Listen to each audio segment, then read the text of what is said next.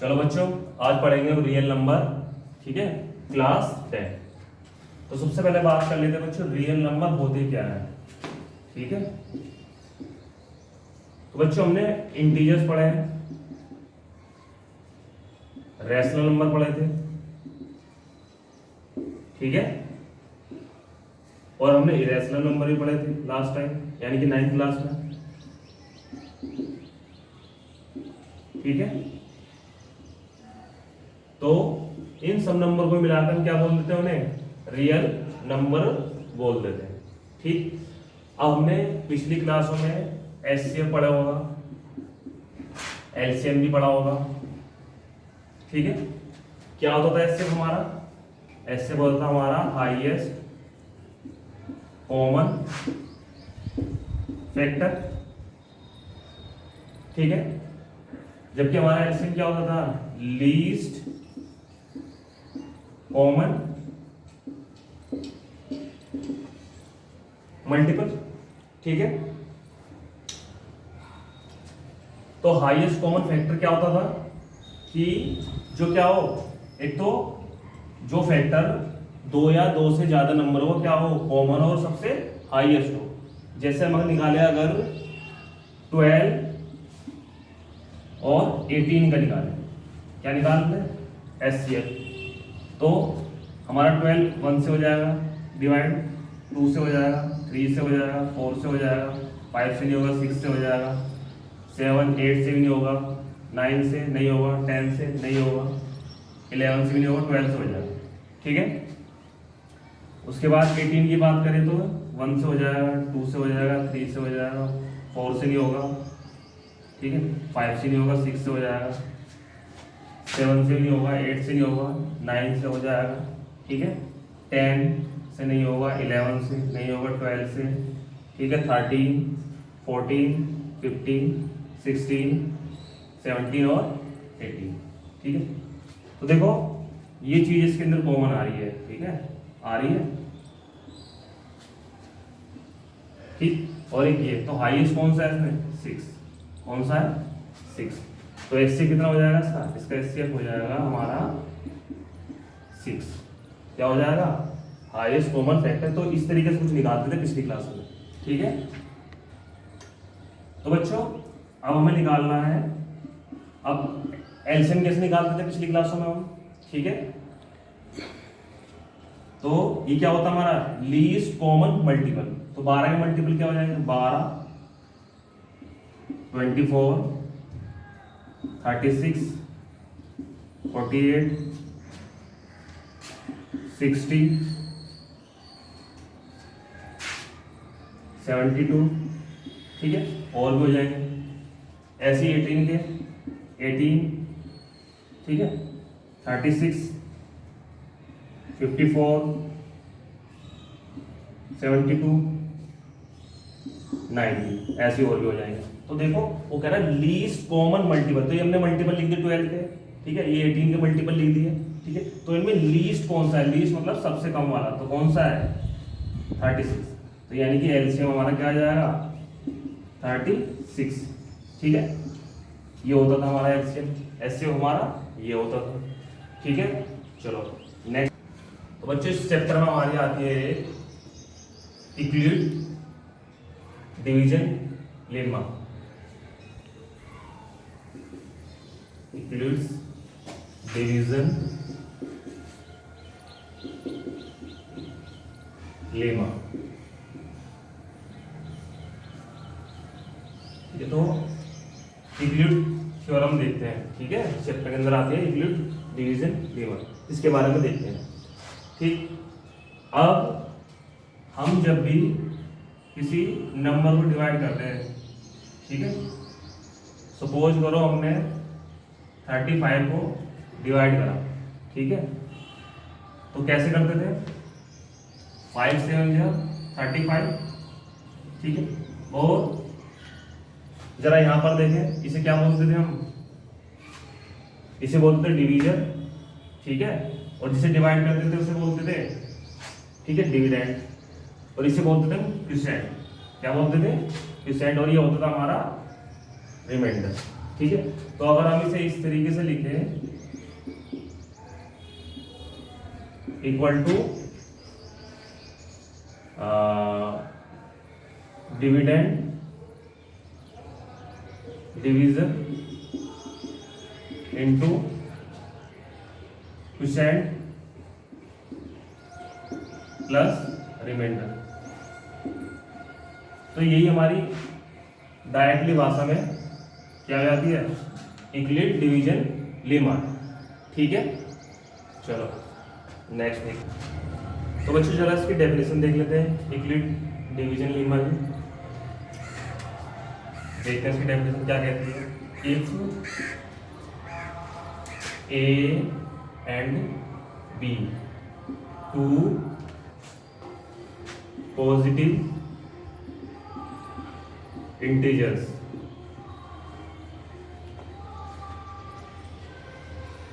तो there exist of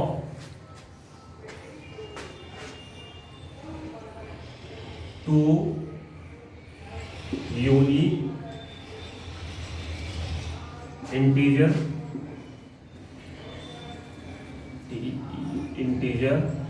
Q and R satisfying, क्या satisfy करेंगे, सेटिस्फाई करेंगे A equal to B Q plus R where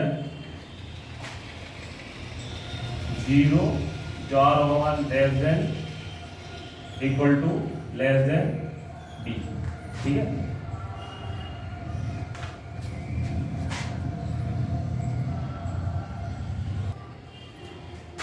and A B Q R respectively called as dividend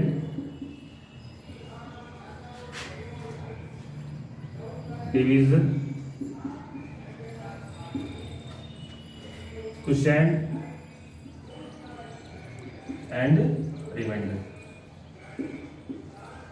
ठीक है, तो बच्चों क्या कहते हैं कि if A and B two positive integers तो there exist of two unique integer Q and R satisfying A equal to B Q plus R where 0 less than equal to R less than B. ठीक है, यानी कि हमारा जो are होगा वो क्या होगा, 0 से बड़ा या बराबर और हमेशा किससे छोटा होगा, बी से। जहां पर हमने ई को क्या बोल दिया पहले की तरह डिविडेंड, बी हमारा क्या हो जाएगा डिवीजन, क्यू क्वोशिएंट और रिमाइंडर। तो ये होती है हमारी यूक्लिड डिवीजन लेमा, ये इसकी क्या है डेफिनेशन। ठीक है, तो बच्चों अब देखते हैं Euclid division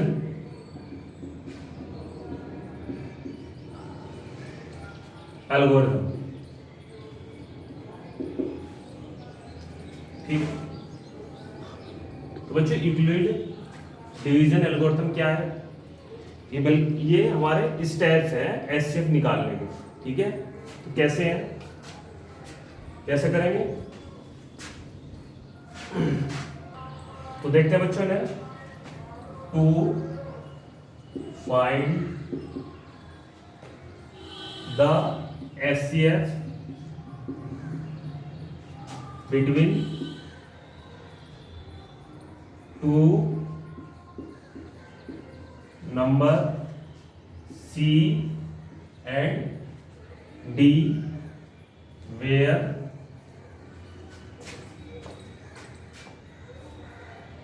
C greater than D. ठीक है, we follow the following steps.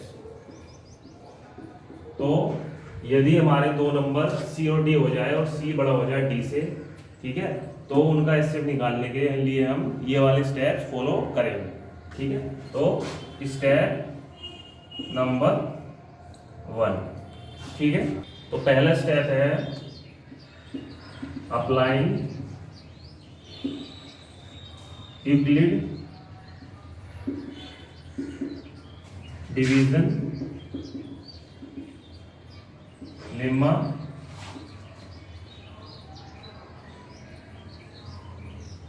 C and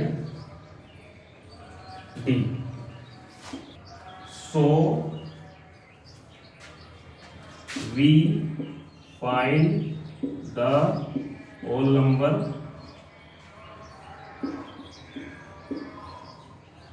Q and R, ठीक है, such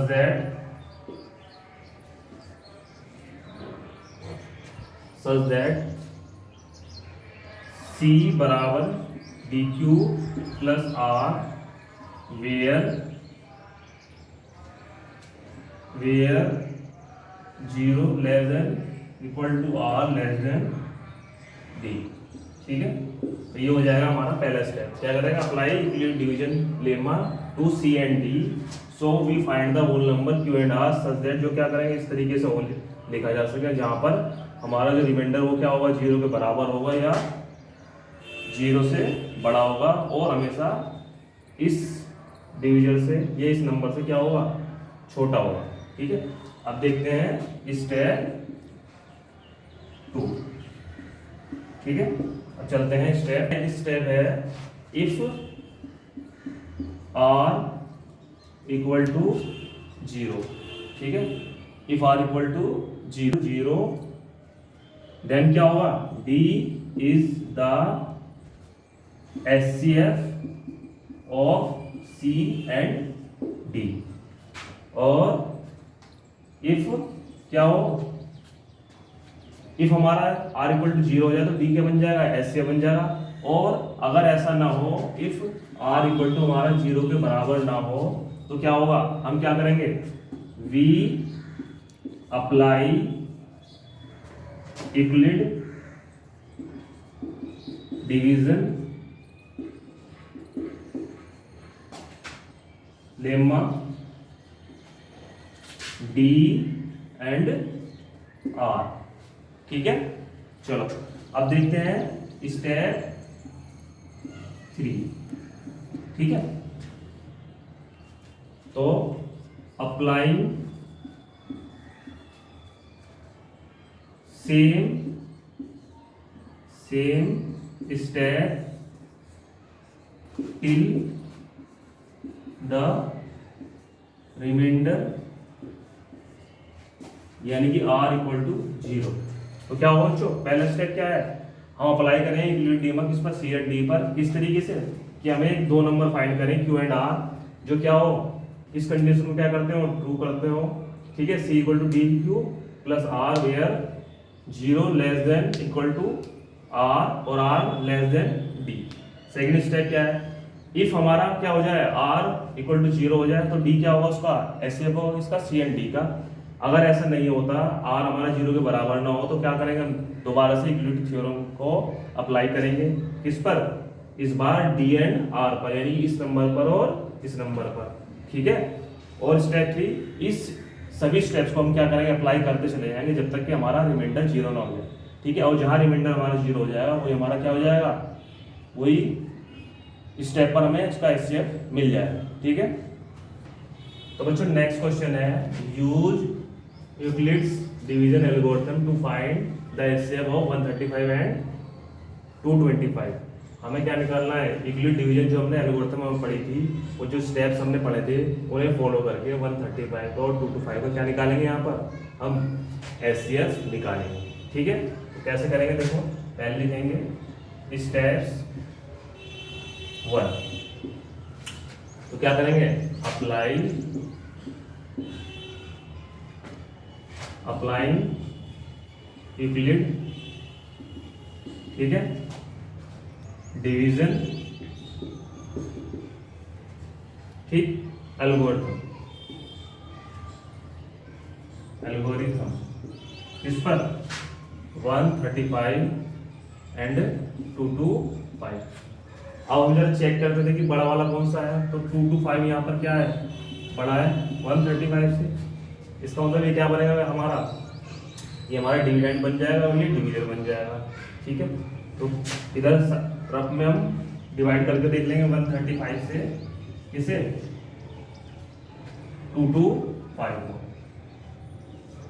ठीक है, उसके बाद चेक कर लेते हैं बच्चों रफ में, 135 बन जा 135, 5 में से 5 है 0 और यहाँ पर 2 में से 3 जाएंगे, उसके क्या कर लेंगे 1 कैरी कर लेंगे, 12 में 3 गया 9, तो रिमाइंडर कितना बच गया 9। लिखते कैसे थे हम, इसे लिख देंगे हम 225 क्योंकि ये क्या है हमारा डिविडेंड है। ठीक है, और लिख देंगे 135 इंटू 1। ठीक है, यानी कि डिवीजर इंटू क्वोशिएंट कितना है 1 प्लस का रिमाइंडर कितना है 90। अब हम चेक करते थे कि रिमाइंडर हमारा 0 है कि नहीं, तो यहाँ पर रिमाइंडर हमारा क्या है 0 नहीं है। ठीक है, तो क्या हो जाएगा, लिख देंगे हम नेक्स्ट स्टेप में कि अप्लाइंग यूक्लिड डिवीजन एल्गोरिथम किस पर, 135 पर और इस 90 पर। ठीक है, यदि हमारे यहाँ पर 0 हो जाता तो हमारा स्टेप क्या बन जाता, सिंपल यही डिवीजन बन जाता। ठीक है, चलो नेक्स्ट स्टेप चलते हैं, स्टेप 2। अब हम क्या करेंगे, लिख देंगे एक बार अगेन क्या, अप्लाइंग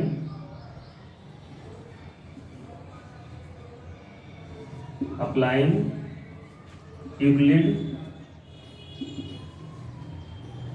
डिवीजन, ठीक है, एल्गोरिथम ऑन किस पर, आप किस पर करेंगे, नए नंबर बन जाएंगे 135 एंड 90। अब जरा चेक करेंगे ग्रेटर कौन सा है, 135 ग्रेटर है हमारा किससे 90 से, तो हमारा 135 क्या बन जाएगा यहाँ पर डिविडेंड बन जाएगा और 90 क्या बन जाएगा हमारा डिवीजर बन जाएगा। चेक कर लेते हैं रफ में, डिवाइड करके 135, ठीक है, किससे 90 से। ठीक है, कितनी बार जाएगा 1 टाइम 90, कितना बच गया 45। तो यहाँ पर हमारा रिमाइंडर क्या आ गया 45 और परसेंट कितना आ गया 1।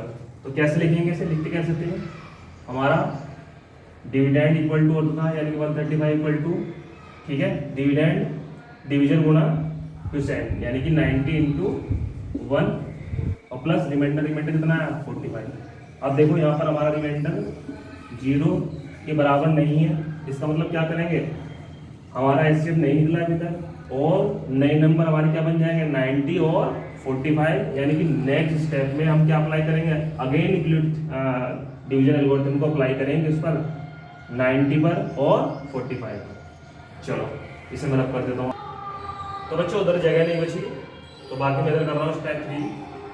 स्टेप 3 क्या करेंगे, अगेन अप्लाई करेंगे क्या डिवीजन एल्गोरिथम किस पर, इस बार 90 पर और किस पर 45 पर। ये हमारा रिमाइंडर था और ये हमारा क्या था, ये हमारा डिवीजर था।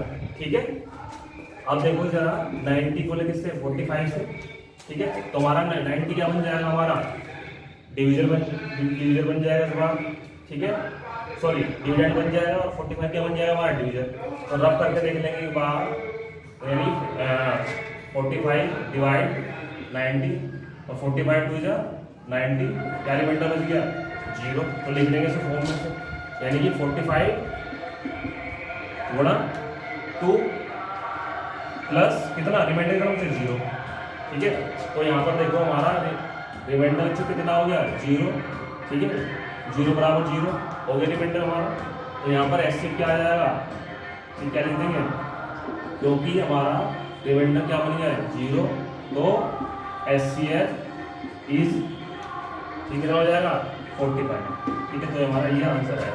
अब जब भी इस तरह का सवाल आए कि यूक्लिड डिवीजन एल्गोरिथम से एचसीएफ फाइंड कर दिए, 2 नंबर का है 3 नंबर, हम क्या करेंगे, सिंपल यही टेक्निक अप्लाई करेंगे, यही एल्गोरिथम अप्लाई करेंगे, यही स्टेप अप्लाई करेंगे। कब तक अप्लाई करेंगे बच्चों, जब तक हमारा रिमाइंडर 0 ना हो जाए और हर स्टेप में एक नया डिवीजन मिल जाएगा, ठीक है, नया रिमाइंडर मिलेगा, ठीक है, नया डिविडेंड और नया रिमाइंडर, ठीक है, नए नए नंबर पर हम अप्लाई करते चले जाएंगे यूक्लिड एल्गोरिथम, ठीक है। चलो तो बच्चों नेक्स्ट क्वेश्चन है, use Euclid division algorithm so that the square of any positive integer is either of form 3m और 3m + 1 for same integer m। तो इस तरह क्वेश्चन को सोल्व करने के लिए बच्चों कैसे करेंगे, let a and b two positive integer, ठीक है, हमने a एंड b दो पॉजिटिव इंटीजर सपोज कर ली, मान ली, ठीक है। अब यहाँ पर क्या है, a ग्रेटर देन b है, ठीक है, और b हमने क्या मान लिया 3, ठीक है, क्योंकि वो क्या कर रहा है 3 का मल्टीपल कह रहा है, ठीक है। अब अप्लाइंग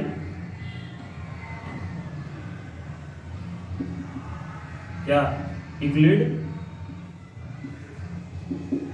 थ्योरम,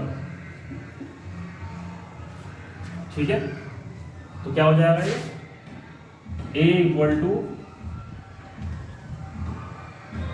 a बड़ा हमारा a = bq plus a = 3b plus r, ठीक है। और बच्चों r क्या होता है, r क्या होगा हमारा, ये तो 0 से बराबर होगा, ठीक है, ये बड़ा होगा और 3 से छोटा आ जाएगा, ठीक है। तो पॉसिबल वैल्यू क्या हो जाएगी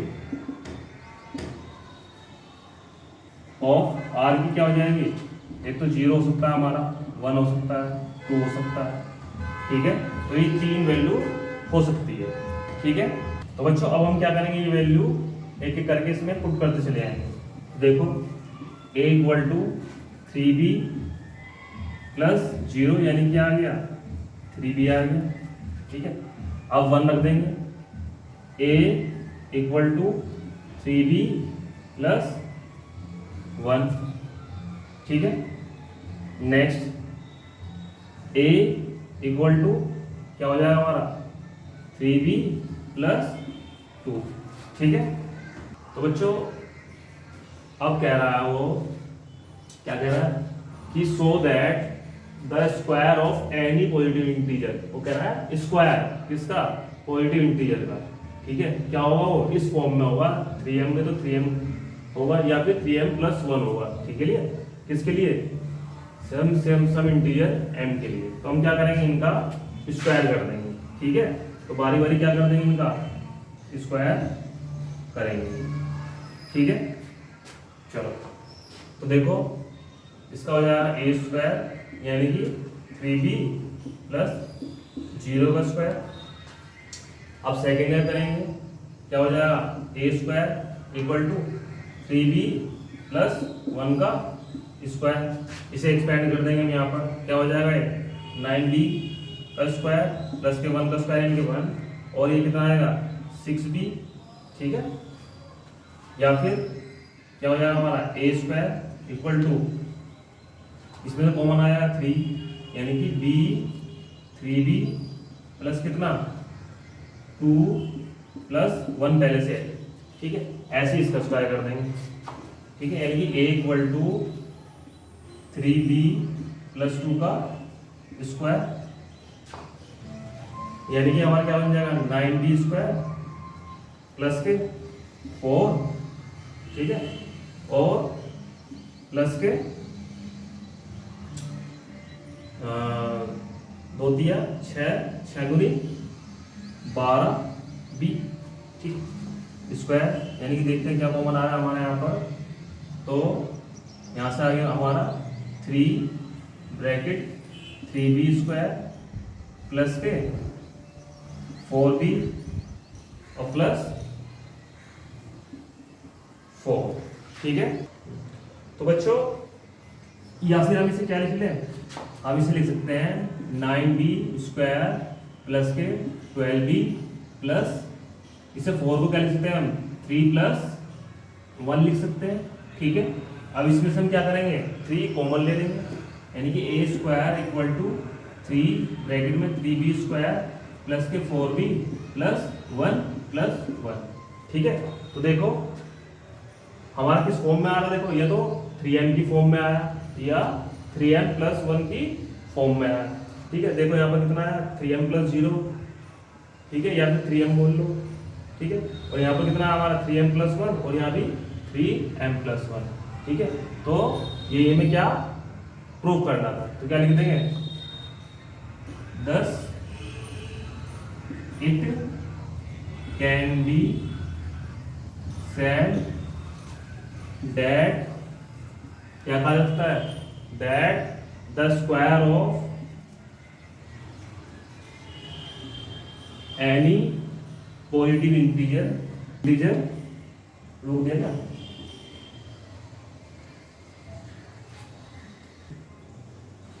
इंटीजर यहाँ पर जगह नहीं है, हम लिख देते हैं integer of is either form of 3m और 3m +, तो ये हमें क्या करना था, प्रूफ करना, ठीक है।